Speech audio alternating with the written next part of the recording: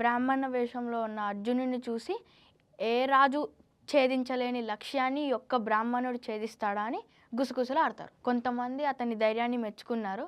అర్జునుడు అవేవి పట్టించుకోకుండా వెంటి దగ్గరకు వచ్చి నమస్కారం చేసి వింటిని ఎక్కుపెట్టి 5 బాణాలతో లక్ష్యాన్ని ఛేదించాడు. వెంటనే అది నేల మీద పడింది. అర్జునుడి విజయానికి దేవతలు పూల వర్షం కురిపించారు. ద్రౌపది తెల్లని పూలమాలతో అర్జునుడిని వరించింది. ద్రౌపదిని బ్రాహ్మడికి ఇచ్చినందుకు అక్కడున్న క్షత్రియ రాజులందరికీ కోపం వచ్చింది.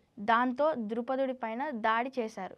భీముడు ఇంకా అర్జునుడు వారిని ఎదుర్కొన్నారు. కర్ణుడు అర్జునుడితో యుద్ధం చేశాడు. అర్జునుడి పరాక్రమం చూసిన కర్ణుడు నమ్మలేక ఎవరు నువ్వు అని అడిగాడు. నన్ను యుద్ధంలో గెలవాలంటే ఇంద్రుడికి ఇంకా అర్జునుడికి తప్ప ఇంకెవ్వరికి సాధ్యం కాదు అని అంటాడు. వెంటనే అర్జునుడు నేను శస్త్ర విద్యలు తెలిసిన బ్రాహ్మణుడిని అని చెప్తాడు. అర్జునుడి మాట విన్న కర్ణుడు వెనుతిరిగాడు. మరోవైపు భీముడు శల్యుడిని నేలకేసి కొట్టాడు. దాంతో కర్ణుడు శల్యుడు అవమాన భారంతో వెళ్ళిపోయారు. మిగతా రాజులందరూ కృష్ణార్జునులతో చుట్టూ చేరి ఎవరు మీరు, మీలాంటి బ్రాహ్మణులకి ఇది ఎలా సాధ్యం అని అడిగారు. కృష్ణుడు అక్కడికి వచ్చి లక్ష్యాన్ని ఛేదించి విజయం సాధించడం వల్ల ద్రౌపది ఇతనికి లభించింది అని చెప్పి రాజులందరినీ చల్లపడిచి పంపాడు. తర్వాత అర్జునుడు ద్రౌపదిని ఇంటికి తీసుకెళ్లి కుంతితో అమ్మ నేను భిక్ష తెచ్చాను అని చెప్తాడు. కుంతి ద్రౌపదిని చూడకుండానే అందరూ కలిసి భుజించండి నాయనా అని అంటుంది. వెంటనే ద్రౌపదిని చూసి అలా అన్నందుకు బాధపడుతూ యుధిష్ఠరుడితో జరిగిందంతా చెప్పింది. ధర్మరాజు కొద్దిగా ఆలోచించి ద్రౌపది మనందరికీ భార్య అవుతుంది అని చెప్తాడు. ఇంతలో కృష్ణుడు ఇంకా బలరాముడు కుంతి దగ్గరకు వచ్చి వాళ్ళకి పాదాభివందనాలు చేసి యుధిష్ఠరుడికి నమస్కారం చెప్తారు. ధర్మరాజు కృష్ణుడిని చూసి మారువేషాల్లో ఉన్న మేము ఎలా తెలిసాము అని అడుగుతాడు.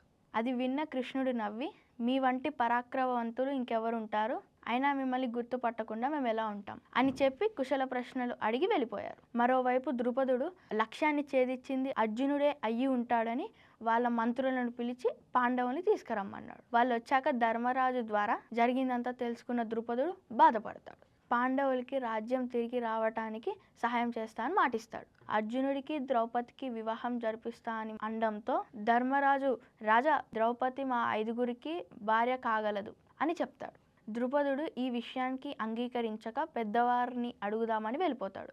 చూసారు కదా స్టోరీ. దీని నుంచి కూడా కొన్ని క్వశ్చన్స్ అడుగుతా, ఓకేనా? ఫస్ట్ క్వశ్చన్, ద్రౌపది స్వయంవరంలో లక్ష్యాన్ని ఎవరు ఛేదించారు? అర్జునుడిని గుర్తించిన వ్యక్తి ఎవరు? ద్రుపదుడు పాండవులకి ఏమని మాటిచ్చాడు?